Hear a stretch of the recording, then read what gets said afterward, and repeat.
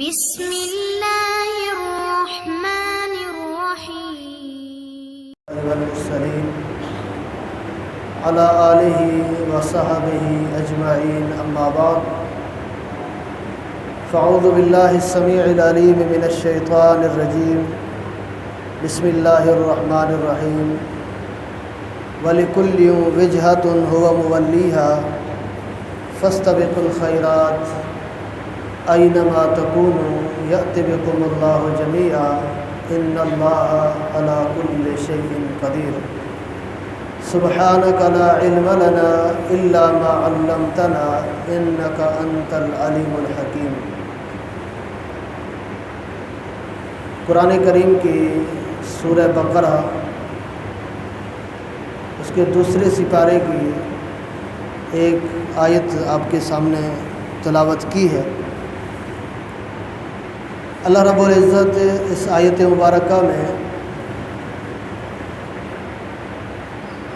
دنیا کے رہنے والے جو انسان ہیں ان کی منزلیں، ان کی مقرر کی ہوئی سمتیں وہ بیان فرماتا ہے۔ فرمایا وَلِكُلِّ وِجْهَةٌ هُوَ مُوَلِّيهَا، ہر بندے نے اپنے لیے ایک ٹارگیٹ، ایک سمت اور ایک رخ مقرر کیا ہوا ہے، وہ اسی پر چلنے والا ہے، اس کے لیے محنتیں کرنے والا ہے، اس کے لیے وہ کوششیں کرتا ہے۔ یعنی دنیا میں رہنے والے جو انسان ہیں ان کے مقاصد الگ ہیں، ہر ایک نے اپنا مقصد الگ مقرر کیا ہے اور وہ اس کے لیے تگ و دو کرتا ہے، جد و جہد کرتا ہے، محنت کرتا ہے۔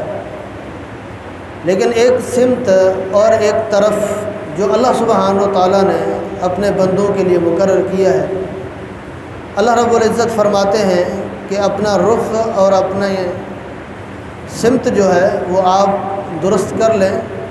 فاستبقوا الخیرات، نیکی، بھلائی اور خیر کے کاموں کی طرف اپنا رخ کر لیں، کیونکہ دنیا کی طرف، دنیا کی تعلیم، دنیا کے کاروبار، تجارت، یہ ساری چیزیں انسان کی ضرورت ہیں۔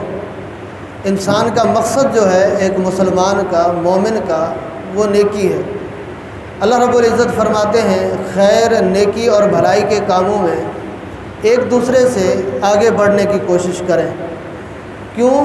اس لیے کہ فرمایا اینما تکونوا یأتی بکم اللہ جمیعا، تم جہاں کہیں بھی ہوں گے تم سب نے اللہ سبحانہ و تعالیٰ کے پاس حاضر ہونا ہے، اور اللہ تعالیٰ کے سامنے یہ بندے کی حاضری اور اللہ رب العزت سے ملاقات یہ تب ہی کامیاب ہوگی جب اس کے دامن کے اندر کچھ نیکیاں ہوں، اعمال صالحہ، خیر کے کام وہ دنیا میں کر کے جائے گا تو انشاءاللہ اللہ تعالیٰ سے پوری امید ہے کہ وہ بندہ کل قیامت کے دن کامیاب ہو جائے گا۔ رمضان المبارک کا بھی یہی مقصد ہے۔ رسول کریم صلی اللہ علیہ وسلم فرماتے ہیں کہ جب رمضان المبارک کی پہلی رات ہوتی ہے تو نادا منادن، اللہ تعالیٰ کی طرف سے ایک اعلان کرنے والا فرشتہ یہ اعلان کرتا ہے یا باغی الخیر اقبل و یا باغی الشر اقصر، اے نیکی سے محبت کرنے والے انسان اپنا قدم آگے بڑھا۔ نیکی اور انسان کے درمیان جو رکاوٹیں تھیں، شیطان، سرکش جن اور دوسری رکاوٹیں، اللہ تعالیٰ نے وہ ختم کر دی ہیں۔ اب میدان ہموار ہے، نیکی کرنا آسان ہے، نیکی کا ماحول بن گیا ہے پورے علاقے میں، پوری قوم میں، برادری میں، شہروں میں، گاؤں گوٹھوں میں نیکی کا ماحول ہے۔ ویسے تو ہم لوگ کہتے ہیں کہ یار ماحول نہیں ہے، اگر ماحول ہوتا تو میں نیک بن جاتا۔ اللہ رب العزت فرماتے ہیں کہ رمضان کے مہینے میں یہ ماحول بھی میں بنا کے دیتا ہوں تمہیں، پورا ماحول بن جاتا ہے، ہر بندے کا رخ نیکی کی طرف ہے، ہر انسان کی توجہ نیکی کی طرف ہے۔ تو نیکی سے محبت کرنے والے کو یہ دعوت دی جاتی ہے کہ اقبل، اب قدم بڑھا، اب پیچھے رہنے کا ٹائم نہیں ہے، اپنی تربیت کر، نیکی سے محبت کر، نیک عمل کر۔ وَيَا بَاغِيَ الشَّرِّ اقصر، اور برائی سے محبت کرنے والے پیچھے ہٹ جا، برائی سے رک جا، برائی سے باز آ جا۔ وَلِلَّهِ عُتَقَاءُ مِنَ النَّارِ، اور اللہ رب العزت رمضان کی ہر رات اپنے کچھ بندوں کو جہنم کی آگ سے آزاد کرتے ہیں۔ تو اس حدیث مبارکہ میں بھی نیکی کا شوق رکھنے والوں کو دعوت دی گئی ہے، نیکی کی طرف بڑھنے کی۔ اور جب شوق تبھی پیدا ہوگا کسی چیز کے لیے جب اس چیز سے ہماری محبت ہوگی۔ دیکھیں ہم دنیا سے محبت کرتے ہیں، جاب کا بھی بڑا شوق ہوتا ہے، کاروبار سیٹ کرنے کا بڑا شوق ہوتا ہے، کیونکہ دنیا سے محبت ہے، دنیا ہماری محبوب چیز ہے۔ اگر یہی محبت ہماری نیکی سے ہو جائے، خیر اور بھلائی کے کاموں سے ہو جائے، تو ہم اس کے لیے بھی یہی محنت کریں گے، یہی جذبہ، یہی ولولہ ہمارے اندر پیدا ہوگا۔ دیکھیں رسول کریم صلی اللہ علیہ وسلم کے صحابہ کرام رضوان اللہ علیہم اجمعین، اللہ رب العزت نے ان کی یہ خوبی بیان کی ہے، حبب الیکم الایمان، ایمان کی محبت اللہ تعالیٰ نے ان کے دلوں میں داخل کر دی تھی۔ اب اس ایمان کے تحفظ کے لیے، اسلام کی حفاظت کے لیے انہوں نے اپنے جانوں کے نذرانے پیش کیے، اپنے بچے جو ہیں وہ شہید کروائے، اپنے مال اللہ کی راہ میں لٹائے، اس لیے کہ وہ اس چیز سے محبت کرتے تھے۔ محبت کے بعد ہی سب کچھ بندہ کر سکتا ہے۔ وَكَرَّ إِلَيْكُمُ الْكُفْرَ وَالْفُسُوقَ وَالْعِصْيَانَ، جب نیکی سے محبت ہو جائے تو پھر گناہ سے نفرت ہو جاتی ہے۔ اللہ رب العزت فرماتے ہیں وہ صحابہ کرام جو ہر قسم کا کفر، ہر قسم کا فسق اور ہر قسم کی نافرمانی اس سے وہ نفرت کرتے تھے۔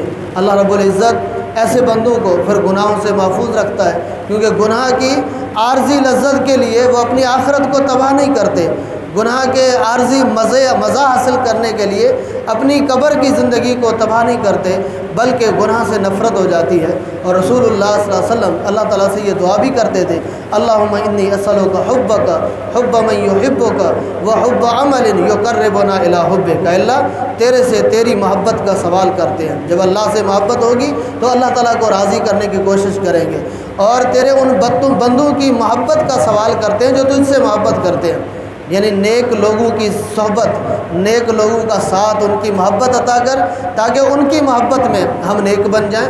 جیسے امام شافعی رحمہ اللہ کہا کرتے تھے کہ میں اتنا نیک نہیں ہوں، ان کی عاجزی تھی یہ، لعل اللہ یرزقنی صلاحا، لیکن نیک لوگوں کی صحبت میں رہ کے میں یہ امید کرتا ہوں کہ اللہ تعالیٰ مجھے بھی نیک بنا دے گا۔ اور آگے نبی کریم صلی اللہ علیہ وسلم یہ سوال کرتے تھے کہ اللہ اور نیکی، ایسا عمل جو جنت میں داخلے کا ذریعہ بنے، ایسا عمل جو تجھے راضی کرنے کا ذریعہ بنے، ان اعمال کی مجھے محبت عطا فرما۔ نیکیوں کی محبت کا سوال رسول کریم صلی اللہ علیہ وسلم اللہ تعالیٰ سے کرتے تھے۔ تو یہ رمضان کا مہینہ نیک اعمال سے ہمارا تعلق جوڑنے آیا ہے، اور یہ تعلق اتنا مضبوط ہو جائے رمضان کے مہینے میں، ایسی ہم اپنی تربیت کریں، اپنے نفس کی تربیت کریں کہ ہمارا تعلق مضبوط ہو جائے، اور یہ تعلق باقی 11 مہینے ٹوٹ نہ پائے، اتنا مضبوط ہو جائے۔ اللہ تعالیٰ سے دعا ہے اللہ رب العزت مجھے اور آپ کو خیر، نیکی اور بھلائی کے کاموں کی محبت عطا کرے اور ان پر عمل پیرا ہونے کی توفیق عطا فرمائے۔ وآخر دعوانا ان الحمد للہ رب العالمین۔